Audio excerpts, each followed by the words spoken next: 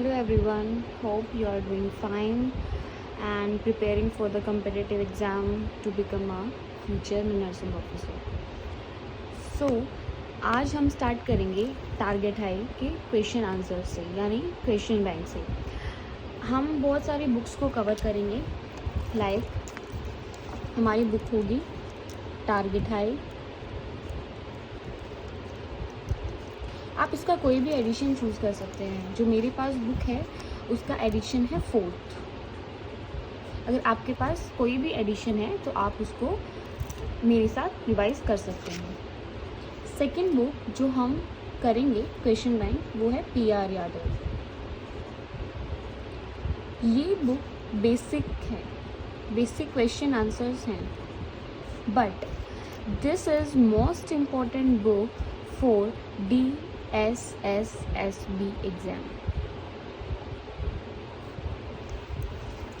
बहुत सारे आप में से स्टूडेंट्स हैं जो एम्स के लिए प्रिपेयर कर रहे होंगे, DSSB के लिए प्रिपेयर कर रहे होंगे, जिपमर के लिए प्रिपेयर कर रहे होंगे, PGI के लिए प्रिपेयर कर रहे होंगे, या बहुत सारे और अगर हॉस्पिटल्स हैं या इंस्टीट्यूशंस हैं तो उनके लिए प्रिपेयर कर रहे होंगे। बट ये जो PR यादव बुक है इसमें आपको जो क्वेश्चन आंसर्स मिलेंगे वो बहुत बेसिक मिलेंगे, बट ये बेसिक क्वेश्चन आंसर्स बहुत बार हमें कंफ्यूज करते हैं, जिसके लिए हमें PR यादव को एटलीस्ट 2 to 3 टाइम्स रिवाइज करना for the proper DSSB exam is very very compulsory. Target high, PR Yadav. Third we will go for NCLEX। NCLEX में जैसे आपको पता है एक सॉन्डर्स ऑथर है और एक मोसबी। तो हम सॉन्डर्स पहले करेंगे, मोसबी बाद में करेंगे, क्योंकि Mosby contains somehow higher questions. Like जो क्वेश्चंस हमें इसमें ओके लगेगा, लेकिन मोसबी उस क्वेश्चन को कहाँ से घुमा के कहाँ पूछेगा हमें नहीं पता। तो इसमें थोड़े हाई लेवल के क्वेश्चन आते हैं, या हम कह सकते हैं कि वो क्वेश्चन जिनकी एक प्रॉपर हमें सिनेरियो दिया जाता है कि इस पेशेंट ने ये किया है और अगर उसके कॉम्प्लिकेशन ये होंगे तो हमारी प्रायोरिटी क्या होगी। तो उस टाइप के क्वेश्चंस मोसबी हमें बताता है। मोसबी भी बहुत इम्पोर्टेंट है। अगर आप एम्स ऋषिकेश, पर्टिकुलरली मैं ऋषिकेश का नाम लूँगी क्योंकि हम सबको पता है ऋषिकेश का एग्ज़ाम समहाउ दिल्ली या किसी भी और स्टेट के एम्स से ज़्यादा हार्ड आता है। देखिए अभी ये मर्ज हो गया है एम्स का एग्ज़ाम, वो नॉर्सेट ही होता है जो हमारा सितंबर में होता है। तो इसके अकॉर्डिंग ही हम जो एम्स है वो हमें चूज़ करता है। तो हमें ये चारों बुक को पढ़ना है। और अगर एम्स का दे रहे हैं तो PR यादव के बाद आप टारगेट हाई और NCLEX पे जाएं। जो थ्योरी है पहले थ्योरी को आप अच्छे से पढ़ें। हम थ्योरी भी रिवाइज करेंगे पर पहले हम क्वेश्चन आंसर्स को देखेंगे। ओके, तो आज हम अब स्टार्ट करेंगे अपनी बुक। फर्स्ट जो हमारा टारगेट है वो टारगेट हाई है। ओके, मैं जो यूज़ कर रही हूँ मैं 4th premium coloured addition use कर रही हूँ। मैंने जैसे आपको बताया आप कोई भी एडिशन चूज़ कर सकते हैं। और ये इन सब चीज़ों के लिए ज़रूरी है ESIC, RRB, JIPMER, PGIMR, AIIMS, Kerala PSC, इन सब के लिए भी इसमें से अच्छे क्वेश्चंस आते हैं। जो पिक्चर बेस्ड क्वेश्चन है हम उनको बिल्कुल लास्ट में करेंगे। जब हमारे क्वेश्चन बैंक कंप्लीट हो जाएंगे तो हम लास्ट में करेंगे। मैं इसमें आपको एक एक क्वेश्चन करवाऊँगी।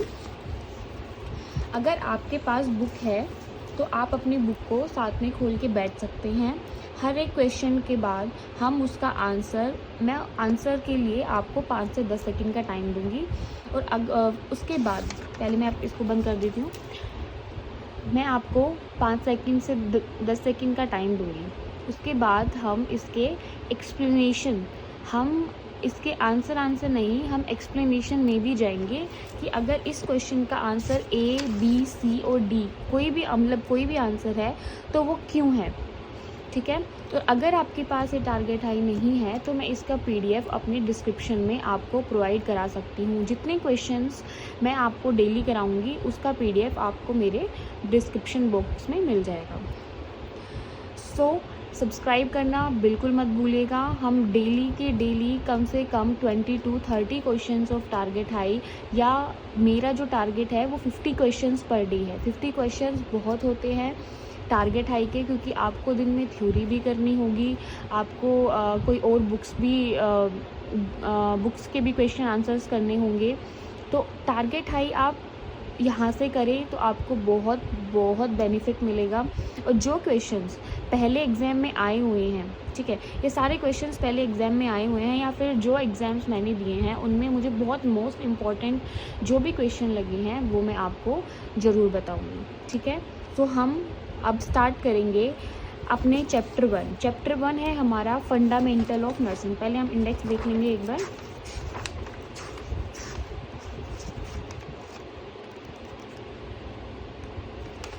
ओके, हमारा इंडेक्स कंटेन हमारा सेक्शन ए में जितने भी हमारे सब्जेक्ट्स हैं हम उनको कवर करेंगे। हमारा फर्स्ट चैप्टर है फंडामेंटल ऑफ नर्सिंग, जो थ्योरी है। अगर आप चाहते हैं कि मैं आपको थ्योरी भी कराऊं क्वेश्चन आंसर के साथ, तो आप मुझे कमेंट्स में ज़रूर लिखें, मैं आपको थ्योरी ज़रूर कराऊंगी। मैं अपने खुद के नोट्स आपको हैंड रिटन नोट्स प्रोवाइड कराऊंगी। अगर आप चाहते हैं तो प्लीज़ कमेंट्स करें। तो हम इसके क्वेश्चन आंसर करेंगे। MCQ स्टार्ट करते हैं। Okay, is it clear?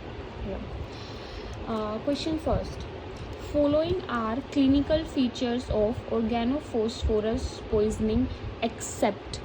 पहली बात मैं आपको ये बता देती हूँ, आप अभी आंसर के लिए ना जाएं। पहले जो मैं क्वेश्चन की लैंग्वेज है वो मैं आपको समझाऊंगी। कभी भी एक्सेप्ट आ जाए, और आप ये बिल्कुल ध्यान नहीं दीजिएगा कि इसका आंसर क्या है। आंसर से पहले आपको क्वेश्चन को 2 से 3 बार समझना होता है। ज़रूरी नहीं है कि आप क्वेश्चन को एक बार समझ के आंसर्स को 3-4 बार पढ़ते रहें तो आपको आंसर आएगा। वो आपको आंसर हमेशा गलत ही होगा। आप पहले क्वेश्चन को 2 से 3 बार आराम से पढ़ें, उसके बाद ही आंसर की तरफ जाएं। तो इस क्वेश्चन में पूछा है कि ऑर्गेनोफॉस्फोरस पॉइजनिंग के क्लिनिकल फीचर्स क्या हैं। मतलब अगर हमें ऑर्गेनोफॉस्फोरस पॉइजनिंग हो जाती है तो हमें क्या, हमारी बॉडी में क्या क्या होगा। और पहले हम ये पता करते हैं कि ऑर्गेनोफॉस्फोरस पॉइजनिंग है क्या। जैसे हमने कंटामिनेटेड वाटर, फूड वगैरह का कंजप्शन किया तो वो उस चीज़ से, उस गंदे कंटामिनेटेड फूड और वाटर से हमारे जो शरीर में पॉइजनिंग होगी, उसके clinical features like sign and symptoms हमारी बॉडी में क्या आएंगे। But the question asked to us about except मतलब इनमें से 3 चीज़ें तो हमारी बॉडी में होंगी लेकिन एक नहीं होगा, ठीक है।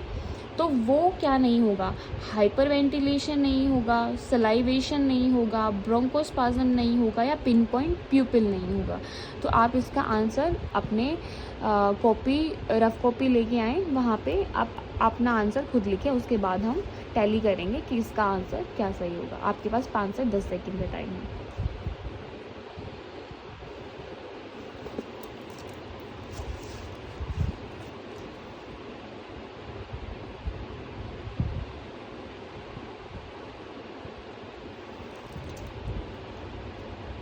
ओके, आई होप आपने आंसर लिख लिया होगा। सो अब हम जाएंगे एक्सप्लेनेशन में। ओके, कि इसका एक्सप्लेनेशन क्या होगा। देखो, अगर आपने A लगाया है, B लगाया है, C लगाया है, D लगाया है, कोई भी लगाया है, we will discuss for the answer at last but in the end. But पहले हम एक्सप्लेनेशन में जाएंगे। The typical toxidrome in organophosphate poisoning compromise of the, जो क्लिनिकल फीचर्स की हम बात कर रहे थे वो होते हैं salivation, lacrimation, urination, defecation, gastric cramps, emesis. ये इसके सिम्टम्स हैं। इसको हम स्लज भी बोलते हैं। इन्होंने आपको एक हिंट दिया है स्लज, कि अगर कहीं भी ऑर्गेनोफॉस्फोरस पॉइजनिंग आती है तो आपके दिमाग में ये आना चाहिए एकदम, स्लज मतलब सलाइवेशन, लैक्रिमेशन। और जैसे मैं आपको समझा रही हूँ, आप उस तरीके से अपने नोट्स भी प्रिपेयर कर सकती हैं। क्वेश्चन टू क्वेश्चन आप एक नोटबुक बनाएं, रफ नोटबुक बना सकती हैं, कि जो भी हम यहाँ पे क्वेश्चन करते हैं आप उनके नोट्स बनाएं, और जब आपका एग्ज़ाम हो उससे 1-2 दिन पहले उनको just through out the notes, just उनको पास थ्रू करें, ठीक है, अपने माइंड में, या एक बार रीड आउट कर लें, तो आपके लिए आई थिंक बहुत ज़्यादा बेनिफिट होगा। ओके, सो लैक्रिमेशन, यू से यूरिनेशन, डी से डेफिकेशन, और कुछ भी समझ ना आए तो प्लीज़ मुझे कमेंट्स में बताएं।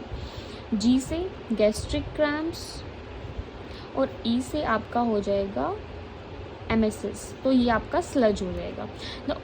अब the organophosphorus poisoning compound cause an acute cholinergic syndrome by inhibit esterase enzyme।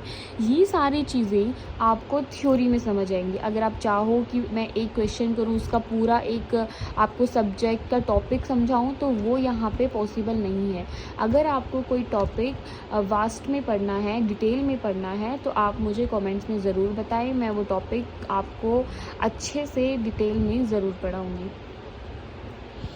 The result excessive acetylcholine and cholinergic overstimulation, which is characterized by respiratory depression, hypoventilation, respiratory failure, unconsciousness, sweating, pinpoint pupil and many other symptoms। ये सारे symptom हमें आते हैं, ठीक है।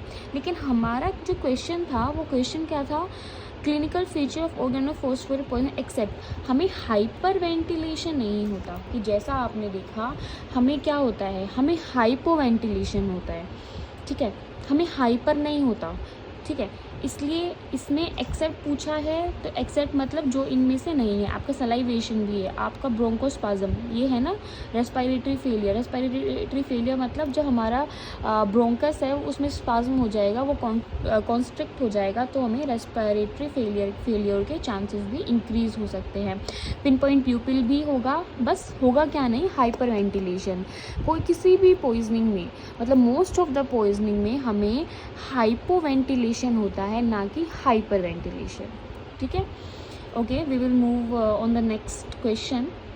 Nursing audit is used to, nursing audit क्यों होता है, ये है इसका प्रॉपर क्वेश्चन। मैंने आपको दोबारा बता रही हूँ, आप क्वेश्चन को 2 से 3 बार रिपीट कीजिएगा, आंसर आपको एक बार में समझ आ जाएगा। Nursing audit is used for मतलब नर्सिंग ऑडिट क्यों ज़रूरी है, to assess the quality of the nursing care, B, plan for nursing staff, C, assess money transactions of nursing care, fourth, assess cost effective care। So you have 5 seconds, please write down your answer on your rough book।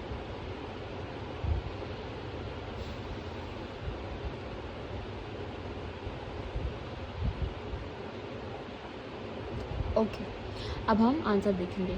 मैं आपको साथ साथ में strategy बताऊंगी कि आप कैसे अपने आंसर्स को ज़्यादा अच्छी तरीके से फाइंड आउट कर सकते हैं। जैसे ये क्वेश्चन है, इसमें एक्सप्लेनेशन की कोई नीड नहीं है कि ये आंसर क्यों है क्यों नहीं है। हम दोबारा स्टार्ट करते हैं। Nursing audit is used for, nursing audit क्यों ज़रूरी है, assess quality of nursing care. हमें पता है नर्सिंग केयर करनी है तो क्वालिटी चाहिए होगी, तो उसको असेस करने के लिए भी कि एक इंस्पेक्शन टीम होती है, एक ऑडिट टीम होती है, ठीक है। Plan for nursing staff, nursing staff के लिए प्लान करना वो नर्सिंग ऑडिट का काम है या नहीं, हम अभी देखेंगे। Assess money transaction of nursing care, nursing care में मनी ट्रांजैक्शन का काम आई डोंट थिंक सो कि किसी भी नर्स या सीनियर नर्सिंग ऑफिसर या किसी भी चीज़ का है। ये सब मनी ट्रांजैक्शन का काम आई थिंक एडमिनिस्ट्रेशन या अकाउंटेंट डिपार्टमेंट का होता है। तो जाहिर सी बात है कि आपका जो सी ऑप्शन है वो ऑटोमेटिकली हट गया आपके आंसर से। आपके पास अब सिर्फ 3 ऑप्शंस बचते हैं। असेस कॉस्ट इफ़ेक्टिव केयर, आपको ये देखना कि भाई पेशेंट अगर हमें मान लो एक प्रोसीजर है उसके लिए 1 लाख पे कर रहा है, तो आपको ये देखना कि 1 लाख का काम हुआ है या नहीं हुआ। नहीं, हम हमेशा पेशेंट केयर करते हैं, ना कि कॉस्ट इफ़ेक्टिव केयर, कि जितना कॉस्ट है उसके इफ़ेक्टिव नहीं। कभी भी जो मेडिकोज़ हैं लाइक डॉक्टर्स हैं, GR, SR consultant, nursing officers या कोई भी है, हम कभी भी ये नहीं देखते कि उसने कितने पैसे दिए हैं उसके अकॉर्डिंग उसको केयर मिलेगी, नहीं। तो ऑटोमेटिकली हमारा जो डी ऑप्शन है वो भी रॉन्ग हो जाता है। हमारे पास बचे सिर्फ 2, assess quality of nursing care और प्लान फॉर नर्सिंग स्टाफ। तो इन दोनों में से हमारा सबसे इम्पॉर्टेंट क्या होना चाहिए कि जो नर्सिंग केयर, जो नर्सेज हैं या नर्सिंग ऑफिसर्स हैं, वो पेशेंट को क्वालिटी केयर प्रोवाइड कर रहे हैं या नहीं कर रहे हैं, वो काम है नर्सिंग ऑडिट का। कि जब भी हमारे ऊपर कोई ऑडिट आती है तो उसका मतलब ये होता है कि हमने जो पेशेंट को केयर दिया है वो इफ़ेक्टिव है, वो क्वालिटी केयर है या नहीं है। तो आपका ऑटोमेटिकली ए आंसर बिल्कुल सही हो जाएगा। तो जैसे मैंने सी और डी को यहाँ से एलिमिनेट किया तो आपके लिए बहुत इजी हो गया कि सिर्फ 2 ऑप्शंस में से एक ऑप्शन को चूज़ करना। So always go for this trick कि पहले आपको वो ऑप्शन एलिमिनेट करना है जो आपके क्वेश्चन से रिलेट बिल्कुल नहीं करता। ओके, आई होप आपको समझ आया होगा। थर्ड